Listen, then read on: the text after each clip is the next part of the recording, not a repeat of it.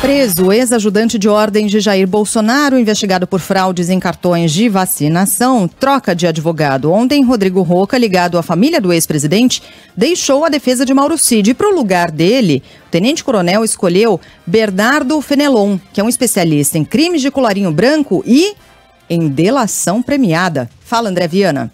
O ex-ajudante de ordens de Jair Bolsonaro, Mauro Cid, trocou o advogado em meio às investigações do esquema de fraude nos certificados de vacina do ex-presidente e assessores. Rodrigo Rocha teria sido substituído devido à sua proximidade com a família Bolsonaro, uma vez que ela poderia constituir conflito de interesse. Ele foi trocado pelo criminalista Bernardo Fenelon, especializado em crimes de colarinho branco. Cid foi preso preventivamente na quarta-feira passada na operação que apura fraudes em cartões de vacinação. Na casa dele, a Polícia Federal apreendeu $35 mil e R$16 mil em dinheiro vivo. Ainda em relação às investigações, o ex-presidente Jair Bolsonaro deve ser ouvido pela PF na próxima terça-feira, dia 16 de maio. Ele deve afirmar que não pediu a falsificação dos dados a Mauro Cid, como a defesa do ex-presidente tem reiterado.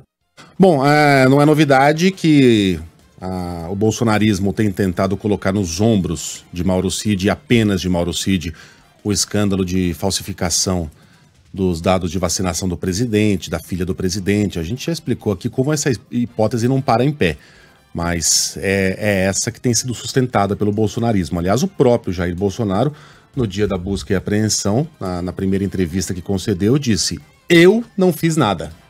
Não tem nada da minha parte." Jamais negou o crime. Apenas disse que não havia sido ele, que ele não sabia de nada.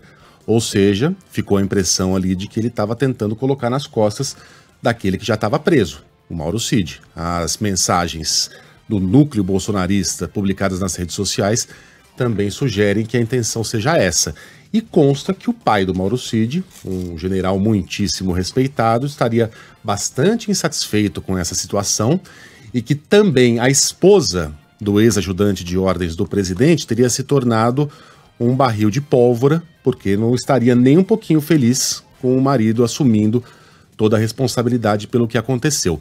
A gente falou aqui, se não me engano, na segunda-feira, Sheila, que o advogado do Mauro Cid era muito próximo da família Bolsonaro. Ele é advogado do Flávio. E que caso Mauro Cid trocasse de advogado, a gente talvez estivesse diante de uma mudança na estratégia de defesa que poderia envolver, inclusive, uma delação premiada. A gente falou isso aqui na segunda-feira, nosso ouvinte se lembra, ou na terça. Bem, ele trocou de advogado. Saiu um aliado da família Bolsonaro. Conflito de interesses. Como se isso fosse um empecilho, né? E entrou um especialista em delação premiada. Né? É a especialidade dele. Isso significa que ele vá denunciar o presidente? Não, não necessariamente. Significa que ele vá fazer um acordo de delação premiada? Também não necessariamente. A gente tem que ver o que ele tem nas mãos. Ele tem material para incriminar alguém que esteja acima dele?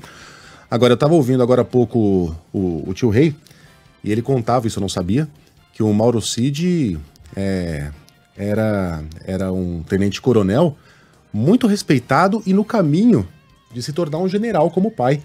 Tinha notas maravilhosas em agulhas negras, era muito competente, muito disciplinado, e meio que largou a carreira para se tornar ajudante de ordens de Jair Bolsonaro.